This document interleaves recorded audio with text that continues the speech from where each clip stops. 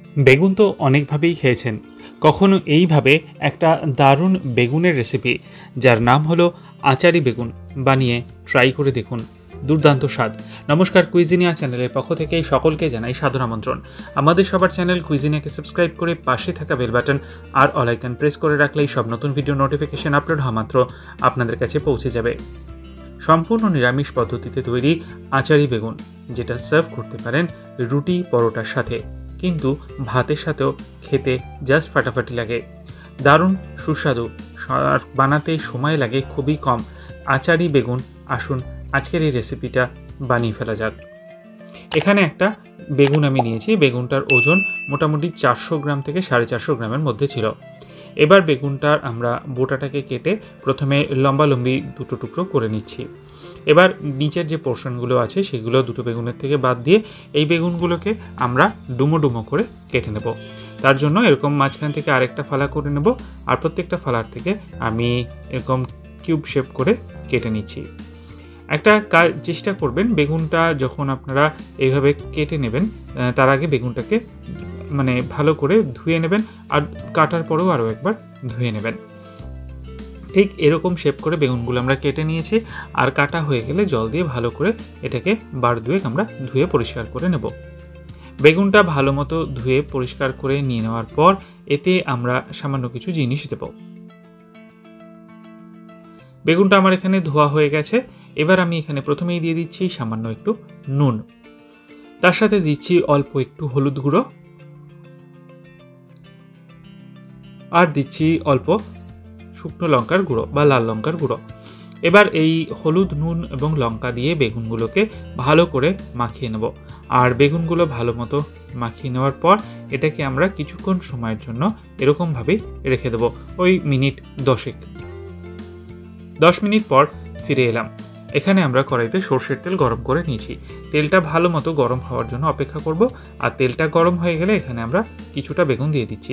যতটা বেগুন আমি কেটেছিলাম তাতে আমি 2 সেটে কিন্তু এরকমভাবে ভেজে নিয়েছি। এবার বেগুনগুলোকে আমরা এপিটোপিট করে ভালো মতো ভেজে নেব। তবে হ্যাঁ, বেগুনটা ভাজার সময় একটা জিনিস খেয়াল রাখবেন, সেটা হচ্ছে বেগুনটা যেন একদম নরম তুলতুলে না হয়ে যায়, তাহলে কিন্তু রান্না করার পরে বেগুনগুলো একদম ঘেটে যাবে। বেগুনগুলো হালকা কালার চেঞ্জ হবে, কিন্তু বেগুনগুলো নরম হবে না। ঠিক এইভাবে বেগুনগুলো ভেজে নেবেন, আর ভাজা হয়ে গেলে তুলে নিয়ে বাকি অর্ধেকটা বেগুনও একইভাবে আমরা ভেজে নিয়েছি। এগিয়ে যাব তার আগে মনে করিয়ে দিই আমার নতুন চ্যানেল লাইফ ইজ প্রেশাস, যেখানে জীবনের নানা দিক নিয়ে আমি আপনাদের সাথে আলোচনা করি।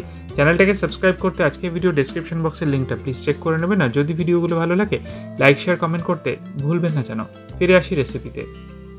বেগুনগুলো আমার ভাজা হয়ে গেছে। কড়াইতে আর একটু সর্ষের তেল নিয়ে নিয়েছি, আর তাতে 1/4 টিস্পুন দিয়ে দিলাম 5 ফোড়ন। ফোড়নটা ভালো মতো গরম হয়ে গেলে দিয়ে দিচ্ছি 1/4 টিস্পুন পরিমাণ হিং আর দুটো শুকনো লঙ্কা। ফোড়নটা ভালো মতো 20 থেকে 25 সেকেন্ড একটু আমরা হালকা গরম করে নেব, আর তারপর এতে আমরা দিয়ে দিচ্ছি 1/2 ইঞ্চি পরিমাণ আদা, যেটা ছোট ছোট টুকরো করে কাটা আছে। দিয়ে আবারও 30 থেকে 35 সেকেন্ড সময় নিয়ে এটাকে একটু আমরা হালকা নাড়াচাড়া করে নিচ্ছি। তারপর দিয়ে দিলাম একটা মাঝারি সাইজের টমেটো, ছোট ছোট টুকরো করে কেটে। টমেটোটাকে দিয়ে মিনিট খানেক একটু নাড়াচাড়া করবো যাতে টমেটোটা নরম হতে শুরু করে। দিয়ে দিলাম স্বাদ অনুযায়ী নুন, তার সাথে দেওয়া হচ্ছে 1/4 টিস্পুন হলুদ গুঁড়ো, দেওয়া হচ্ছে 1/4 টিস্পুন লাল লঙ্কার গুঁড়ো, 1/2 টিস্পুন কাশ্মীরি লাল লঙ্কার গুঁড়ো, দিলাম 1/4 টিস্পুন ধনে গুঁড়ো, আর সব শেষে 1/2 টিস্পুন জিরে গুঁড়ো। এবার সমস্ত ড্রাই স্পাইসেসগুলোকে দিয়ে আবারও মিনিট খানেক সময় নিয়ে কষিয়ে নেব, যাতে কোনো রকমের মশলার কাঁচা গন্ধ না আসে এবং টমেটোটা ভালো মতো নরম হয়ে যায়। এখানে মিনিট খানেক সময় ধরে আমার কিন্তু মশলাটাকে কষানো হয়ে গেছে। এরপর এতে আমরা ওই ভেজে আলাদা করে তুলে রাখা বেগুনগুলোকে দিয়ে দিলাম। বেগুনগুলোকে দেখুন, বেগুনগুলো কিন্তু ভাজা হয়েছে, গায়ের কালারটা চেঞ্জ হয়েছে, কিন্তু বেগুনগুলো একদমই সগি হয়নি, নরমটা কিন্তু হয়নি। ঠিক এরকমভাবেই কিন্তু বেগুনটাকে ভাজতে হবে। ভালো মতো বেগুনের গায়ে সমস্ত মশলা আমরা নেড়ে চেড়ে মাখিয়ে নিলাম, আর এরপর এতে আমরা দিয়ে দিচ্ছি জল। বেগুন বেশি সেদ্ধ করার ব্যাপার নেই, খুব তাড়াতাড়ি সেদ্ধ হয়ে যায়, তাই 1/2 কাপ 100 মিলিলিটার মতো জল দিলাম। জলটাকে দিয়ে ভালো করে নেড়ে চেড়ে মিশিয়ে নেওয়া হচ্ছে। এরপর এতে দিয়ে দিচ্ছি আমরা 4টে কাঁচা লঙ্কা, দিয়ে একটা ঢাকনা চাপা দিয়ে মিনিট 4 সময় নিয়ে আমরা মিডিয়াম টু হাই ফ্লেমে এটাকে কুক করবো। তার মধ্যে কিন্তু এটা সেদ্ধ হয়ে যাবে। 4 মিনিট হয়ে গেছে, ঢাকনাটাকে ফাইনালি খুলে একটু নাড়াচাড়া করে দিলাম। আর তারপর এতে আমরা দিয়ে দিচ্ছি ধনেপাতা, বেশ কিছুটা ধনেপাতা কুচি করে এর মধ্যে আমরা দিয়ে দিচ্ছি। আর আমি কিন্তু সব সময় রান্নাতে ডাঁট সমেত ধনেপাতাই ব্যবহার করি। ধনেপাতাটাকে ভালো মতো এখানে অ্যাড করে দেওয়া হলো, দিয়ে আবারও এটাকে ভালো করে নেড়েচেড়ে মিশিয়ে নিচ্ছি। এটা কিন্তু একদম শুকনো শুকনো হবে, কোনো গ্রেভি কিন্তু এটাতে থাকবে না, মানে ঝোল ঝোল ব্যাপারটা কিন্তু একদমই হবে না। নামাবার আগে 1 টিস্পুন পরিমাণ আমচুর পাউডার দেব। আমচুর পাউডারটা অতি অবশ্যই দেবেন আচারি এফেক্টটাকে আনার জন্য। বাড়িতে যদি না থাকে অসুবিধা নেই, পাতিলেবুর রসও ব্যবহার করতে পারেন, তবে হ্যাঁ, আমচুর দিলে সেটার এফেক্টটা কিন্তু অনেক ভালো হবে।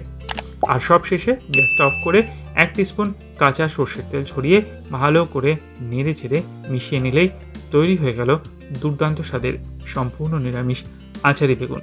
বাড়িতে বানিয়ে সার্ভ করুন রুটি, পরোটা বা ভাতের সাথে।